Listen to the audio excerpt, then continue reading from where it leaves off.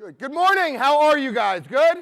Come on, a little excitement here. It's early, well, at least for me. So I'm really excited to be here. Actually, Cindy Chen, who runs our e-commerce ventures group, was actually going to be here, and she couldn't make it. And so they asked me to kind of fill in, but I'm always really excited. So I hope you were coming to see Cindy, but sorry that you get to see me. I apologize for that. So I'm going to spend 20 minutes. Bon and bow. I think I know many of the people in the room. I am the Chief Media and E-commerce Officer for Mondelez International, the largest snack food company in the world. I know our competitor was up here earlier this morning, who I heard did a fabulous job. Thank you, Rob. So now I have to try to, yeah, fair enough, peers, competitors. So really what I wanted to do is start off by talking about an ethos that drives us as an organization, and then kind of come back around to the journey that I've been on for the last year and a half, building our e-commerce business and kind of transforming the way that we deliver experiences to consumers, both through media but also now direct to consumer through product. And it really began 4 years ago when our Chief Marketing Officer, Dana Anderson, who I'm sure many of you have seen, she was actually awarded by the Ad Club, came to us and said, I challenge you as an organization to be fearless marketers. And it was at that moment that it transformed how we thought about bringing marketing to the world. I'm going to do a quick side note and show you something. This is weird, I know. Doesn't really fit into the flow. But it's interesting because about 3 years ago, I began on a journey to write a book. And what I thought I was writing was the Freakonomics for the mobile generation. And what I did was I interviewed 120 people, everybody from Pharrell to Dick Costello to CMO of Coca-Cola at the time. And we looked at every single aspect of how mobile phones have been impacting society, from dating to parenting. I didn't want to write an advertising book. I really wanted to look at how society is being transformed by this mobile device. It looks at memory. And what became clear was that, well, we could write a manuscript that this device was transforming society in ways that we've never seen, and that the conversation needed to be continual. So one day we came up with the idea of the name Text Me, and I put my cell phone number on the cover of the book. The book launches June 3rd. It pre-launched at South by. And the whole premise of the book is to begin to talk to real consumers, to hopefully have the single largest qualitative survey that's ever been done, asking consumers about how this device is transforming their lives and how they want to be communicated with this device. I didn't realize how big messaging was going to be. Snapchat, clearly one of the larger players. If you go back and you look at 2011, only one of the top 10 used app was a messaging app, and that was Skype. If you look now, 6 of the top 10 used apps are messaging apps. Messaging has actually become the new platform where how consumers want to communicate. But what's interesting is that most organizations don't understand how to talk to consumers in this very personal space. If you think about it, here I am texting with my daughter, and she, for some reason, is not responding. The first thing I have is I go, oh my God, is there something wrong? And then, God forbid, a company sends me a text message. By the way, we'll be sitting here 5 years from now and say, of course, brands are going to text directly with consumers. But then all of a sudden, it's like, hey, 4Ys, want to buy an Oreo? You're like, no, I don't want an Oreo. I want to know if my daughter's okay. And so what I think is going to be interesting is I think the next few years are going to be transformed by how do we begin to have, and I've been talking about this as PRM, personal relationship management. How do we begin to manage personal relationships with consumers, and then how do we begin to monetize those and communicate in different ways? So that's kind of a segue, and the reason why I decided to put my number is because I knew that a lot of folks weren't going to have the answers, and I wanted to see if we could figure out the answers as an organization together and kind of put myself out there. But now let's begin the full presentation. But I just want to, by the way, we will be taking corporate sales. If anybody wants to pre-sell, buy now. There you go, done. Anyway, so if you were a marketing executive in the 1950s and I came into your office and I tried to sell you this thing called television, you would laugh me out of your office and you tell me that this thing called radio works really well. We don't need your stinking television. And then 3 brave brands saw one thing. They saw that consumer consumption began to eclipse where media investment was going. And I think that always happens. The consumers tend to move a lot faster than organizations invest. And they made a bold move to jump into television, P&G, Unilever, and Kraft. And as a result, they built competitive advantage that drove their business for the next 50 years by far. And we face the same exact thing when it comes to the future of content and communications. And I would argue that when we talk about platforms, what we fail to realize is it's the actual device that's changing consumer behavior, hence the reason why I'm studying it. So 23% of media is consumed on a mobile device, but still still today, less than 1% of spending goes there, which means that the boardrooms of most organizations look something like this, where there's somebody at the front, probably the CEO, who says, you know what, I think we need a mobile strategy, and then somebody finally looks up from their phone very distracted and said, I'm sorry, but did you say something? But this is not just an example of boardrooms, it's actually an example of society at large. We have become the most distracted society in human history, but what's amazing is that we will never admit that we're distracted. We'll say, no, no, keep talking to me while I text because I'm doing something I call multitasking. Multitasking. But they're lying to you. There was a study that was done by the American Psychiatric Association, and what they did was they took two groups.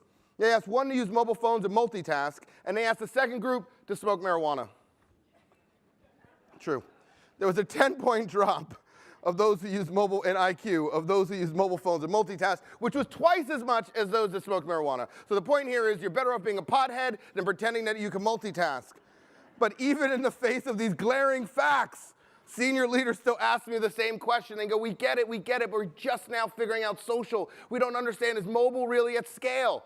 I said, okay, it's a good question. So we did a little research. It turns out there are 7 billion people on Earth, 5.1 billion own a cell phone, and only 4.2 billion own a toothbrush.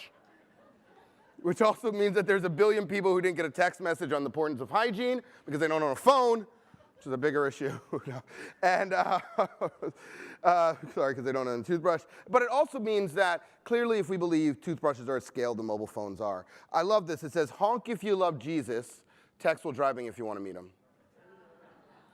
Even our religious institutions understand the importance of good content as a result relates to mobile phones, but yet still most organizations have still not figured it out. How many people in here have ever felt that their phone was vibrating, but when they reached in their pocket, it wasn't? Raise your hand. Raise them. It's everybody. It's not just you. In fact, it's a disease. It's called phantom vibration syndrome. And they talk about it, that people have tactile hallucinations, which are very similar to meth addicts. So it's literally become a drug. And like Facebook and Snapchat are just, they're gateway drugs, and somebody's in the corner say, I just need a status update, please. Just send me 140 characters, I'm dying. And while all of society is strung out on this thing called mobile, we have this man to blame. Nice white-haired gentleman. In the early 80s, he invented the phone at Motorola. But what's interesting is what he thought he was creating was a device that would allow us to wirelessly transmit voice. But what he didn't realize was he was creating a world of connected devices that would transform society, businesses, personal finances. What I thought is the most interesting about this connected world that we live in when we think about content and connection and how do we then communicate that content is that beyond just the platforms that we used to have, now we can connect with consumers in totally different contexts at any point in time in their life. What's interesting is that there was a study that was done by Bain, and they said that by 2020, every single consumer packaged good that's sold in a grocery store will be connected to the internet somehow. And when we think about the scale of businesses like Mars or the scale of businesses like ours and how many products we ship, that might mean that we might become some of the world's largest technology companies. But what scares me is that we don't look like a large technology company. We don't operate like Google. We're not cool like Snapchat. We're not quick and fast like Twitter. How do we begin to transform our organizations to be prepared to take advantage of the future that's in front of us? But I actually think, as I've been at big organizations for the last 10 years, I actually think that we are the most poised to drive the greatest amount of change. And what's interesting is it's certain moments that we forget. Moments when the first phone call was made, because without the first phone call, Motorola and the future of tech of mobile phones wouldn't have happened. Or without Henry Ford, then this disruption wouldn't have been possible. And goes so on and so forth, without Hilton, Airbnb. And what's interesting is that transformation and change and disruption actually sits on the shoulders of giants. And so as large organizations, I believe that we actually have a chance to bring about disruption and change faster, at scale, greater impact to society than we've ever seen. And I just think it's about us figuring out how do we harness that. Who could forget this moment? This was a moment when a new technology helped the world remember that it could dream big again, that it could transform the world, that it could transform dreams, change society at large. And I would argue, and this is a small thing, I don't know how many of you guys saw what we launched last year in November. Well, it was our Moonshot. We launched, for the first time ever, a direct-to-consumer customized platform on Oreo. So Oreo is a 102-year-old brand, had never shipped a product direct to consumer in its entire life. Here we allowed people to go on, customize their entire pack, write a saying, send it directly to consumers. And it was that journey that we began in terms of building our e-commerce business. In fact, we brought this to life and scale in 2 months. I'll talk a little bit more about it. But it was that journey that we began a year and a half ago to really begin to digitize the way that we operate as an entire organization. Part beginning from an e-commerce perspective, but also how does that impact supply chain? What does that do to insights? How does that transform the way that you begin to test products? We all look at real-time real-time marketing, engagement over social. Right now, it's still very surface in terms of the deep operations of organizations. It's very much now about communicating with customers. But eventually, those innovations actually have to change the processes by which we operate as an organization if we want to be able to deliver on that dream of being one of the world's largest technology companies. And I find it interesting that a cookie actually can sit in this weird space between disruption and wonder.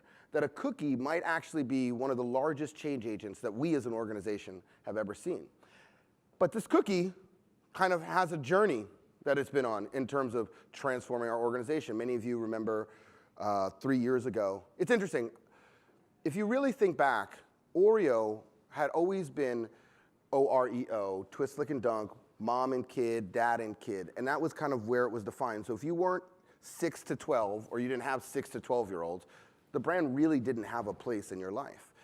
And about almost 4 years ago, we began this journey where this simple little Facebook post was the very first one, part of a 100-day, the 100th anniversary. This was the most liked post at the time in history. We got a note from Zuckerberg, but also a tiny little cookie at this moment could have such an interesting perspective, and you can tell this was very divisive. People hated it, people loved it, but that a cookie could have a point of view on culture, and that began the journey of Oreo. We kind of followed it up with our announcement of spending 10% of all of our money in mobile. We launched the world's largest branded game. I'm sure many of you remember the dunk in the dark, the real-time tweet, that kind of the tweet heard around the world during Super Bowl. That all led to the transformation of creating a brand that was more than just a brand, but could also be a driver of content. And that led to the most recent work that defines the brand now. Can you play the video, guys? So as we sit here and talk about content, it was that rainbow cookie, that one little piece of content that began to change a brand forever, that led to kind of its new look. And then in 2014, we tried to be even bolder. We created the first ever 3D printer that actually printed Oreo cookies based on what was trending on Twitter. So if the 100-day, the rainbow Oreo cookies that we did 100 days matching culture, if that was showing culture through the eyes of an Oreo, we actually wanted you to be able to taste culture through the eyes of an Oreo. We created its own hypertext markup language, which was a snacking markup language. People could stand, we launched it at South by. People actually stood online for 2.5 hours at probably the most cynical festival on the planet to print and customize an Oreo. I've never seen anything like it. The other thing that was interesting, and this, I was asked to talk about how do you bring disruption through large organizations. I think part of it is planting the seeds of inspiration. So one of our food scientists was at this event. He couldn't believe how much people wanted to customize their Oreo. That he said, you know what, I'm going to figure out a process to build mass custom. And that began our journey to Color Filled, which was a custom product that you guys saw us launch.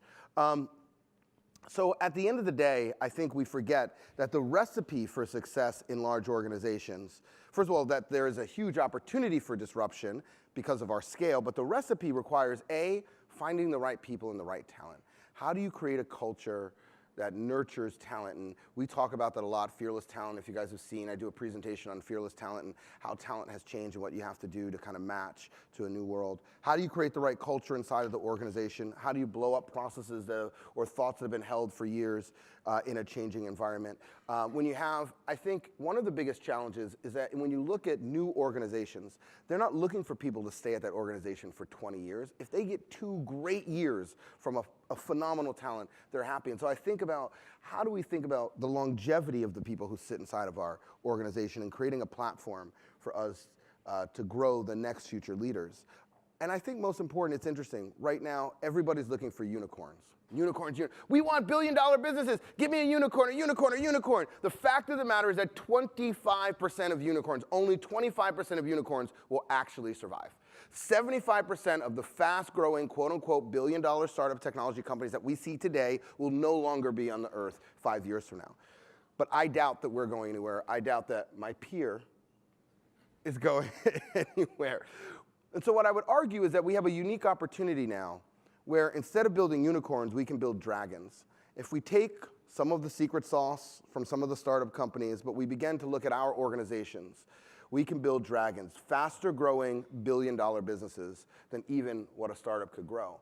And I think it's because not only do we have access to funding and capital, we have scale that's unbelievable. But most important, I think, is that we have brands that people know and love. So the fact that a brand like Oreo, who's been around for 102 years, could launch a disruption such as 3D printed Oreo or custom means a lot. And so I'm not gonna, you know what, I'm gonna skip through this because we have a little less time. I'll show you real quick. Here was the experience, the color-filled experience. You go online, you choose from 2 artists. You can size the photo however you want. You color in every single aspect of it. There was a fast color version. You could choose the sayings like love or put a hat on it or put a scarf on it. And then you could put in your own custom message. We had baby announcements. I was like, please do not screw up the shipping on that one, because that will be really difficult for somebody. Oh, it's a boy, no! No, anyway. Wedding proposals, and people really took to heart the custom business. Here's a sample of the setup of the factory. So this project was actually brought to life in 2 months. We took a cross-functional team led by a 25-year-old. We stuck them in a room in the corner of the building. We protected them. We let nobody bother them. One of the architects of it, Arthur, is in the back here as well from the e-com team. And they literally built a factory in an undisclosed area in a very short period of time to then begin to deliver a custom Oreo. The next video I'm going to show you is actually how the custom Oreo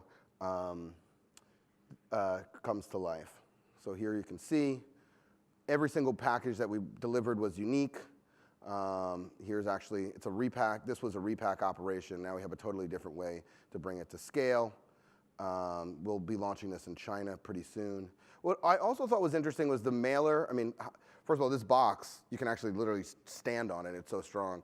What was interesting is that people started sending us not just Instagram photos of the thing that they created, and so the product itself generated content. They also sent us photos of the boxes at their neighbor's house. So literally like 4 boxes, and they would take photos. All of a sudden, you had this total unique Oreo experience, if we want to call it content, that was being delivered to consumers, everything from the box all the way down to the pack, which most organizations, if you think about how we operate, we usually drop our packages off at the retailer and go, good luck, little cookies, hope you sell, go, you know. But here we were now responsible for the entire, we do that, that's how we do it. Literally, that's what our sales guys do. Now we were responsible for the entire consumer experience from the beginning of the creation all the way to the delivery and all the different content pieces that flowed into that. Anyway, so in closing, pre-sales are still available. No. I do want to talk about something. So we pre-launched this at South by, and I think that the next content challenge will be around communicating with consumers on these devices in a way that we've never seen before. And so hopefully you'll see us become aggressive in the messaging space. People were so willing, perfect strangers. So we asked a ton of questions. I had 1,200 text conversations with consumers, 1,200 over a 4-day period, which I've never in my life. Literally, I had an excuse. People were talking. I was like, I cannot talk to you right now because I actually have to respond to people. We used a platform called Superphone, which allows you to manage multiple text interactions. But what I thought was most interesting is how much people were willing to share the most intimate details. So we would ask questions, have you ever used a dating app? What was your longest relationship? Did you actually, did you enjoy the experience? You know, so on and so forth. And then we would ask questions like, how has the mobile phone changed your love life? And people were so willing, perfect strangers that I'd never met in my entire life, we gave away 3,000 books, were willing to have these personal conversations. And you begin to realize it's because texting or messaging is a very personal thing. And so they feel like they're actually they're really your friend. You're actually having a conversation where their mother talks to them, you know? And so I think as we look at the future and the next wave of content creation, we have to be very sensitive to how are we going to communicate in messaging, how are we going to create content that really resonates and that people want and that people care about, just like they care about the content from their loved ones. So I think we're going to Q&A, right? I think we are. Okay, that's it for me until the Q&A. Thank you. So I would like to admit that it is quite possible that I had children only so that I could continue to eat Oreos. So if you know my kids, I like it. you may or may not want to tell them that. Yeah. I don't know. But I have a couple of questions, and then again, I'm going to open it up to you guys. So Oreos. Everybody loves them. They're great. You can do so many things with them. There's a lot of, opportunities for that personal connection. Outside of something like an Oreo, how do you see kind of taking this approach to products that are perhaps a little bit less exciting, interesting, more, mundane? Does it work for paper towels? Of course. I just don't have the luxury of selling those. I think, well, first, we do this across our brand portfolio. So I'm showing you Oreos, but in reality, whether it's Cadbury, Trident, we were one of the first players on Snapchat on our Trident, with our Trident gum brand. Sour Patch is on tear, the fastest growing candy, the candy growing the category the fastest right now. So I think it works across products. I think at the end of the day, again, I've never sold toilet paper, so or tissue. So I think what it really depends on is... Well, your statistic about the toothbrush thing, I just want to say that there's a similar statistic on toilet paper, so just putting it out there. Next presentation, come, I'll have that. No, but I think that it's about finding the unique brand property and then creating content that connects around that. I remember Huggies, they did the app where it was the cleanest bathrooms, like in New York or something like that. Huge success. So I hope that answers the question. All right, well, I'm going to have a follow-up question there, which is, you talked a lot about change and transformation and disruption. You have a really big company, lots and lots of disciplines that have existed and ways of doing things that have existed for a long time. How do you begin to disrupt without really kind of tearing it apart? Look, I think one of the challenges that large organizations have is, unlike startups have the opportunity now to hire their way to the future, right? We don't have that. And quite frankly, I wouldn't want that. But what we do have to do is we have to reskill an entire organization to be prepared for kind of this next generation of leadership, which I actually think is the most interesting task, because I think it allows us to take a person who's got 30 years of supply chain experience and marry them with the thinking of self-driving cars from Google, and actually, again, I think have greater, faster, quicker disruption. But I also think that it's about finding coalition of the willing. Those people inside the organization that want to bring about change. Because and I also think a lot of people are very hard focused. You got to just do one thing really well. I think the big challenge is that you actually need a lot of oars in the water because you don't know what's actually going to bite. Right. And so, so I think there's that combination of planting a lot of little seeds to see which ones sprout, finding the people who are willing to garden with you, and then making sure that you deliver on big results. No, making sure that it's tied to the business and that you're actually driving the business. But I think it's remembering that thing, because I think everybody's like, entrepreneurs are so great. Oh, I got my own app. Oh, I'm so, and you're like, well, why aren't we touting the people inside large organizations? We call them intrapreneurs. We launched an entire mobile accelerator that partners our brand partners with mobile startups. Intrapreneurs. Yep. What's interesting is that there are less vice presidents in Fortune 100 companies than there are elite athletes inside in the world. What it takes to actually get to that moment, it's like, so we all go on this journey inside of these large organizations, but we don't celebrate the talent that sits there, the people that are doing game-changing stuff every single day with the same fervor that we celebrate entrepreneurs or people who are building an app, which I'm not trying to say one is better than the other. I'm just saying that we have the opportunity to find that talent in our large organizations, but even more importantly, to bring it to scale at a pace that small startups don't have the ability to do it with brands that people love and with investment, so. Great. Questions from the room? Uh-oh. Yes, sir. I guess just shout We need a mic over here. You just boom it out. Hey, Greg, how are you? Bonin, fabulous presentation. I'm really curious if can Trident gum improve my love life the way that extra gum can? No, sorry. The answer to that is I'll go get some of that too. We don't make, it's not a claim that we make yet.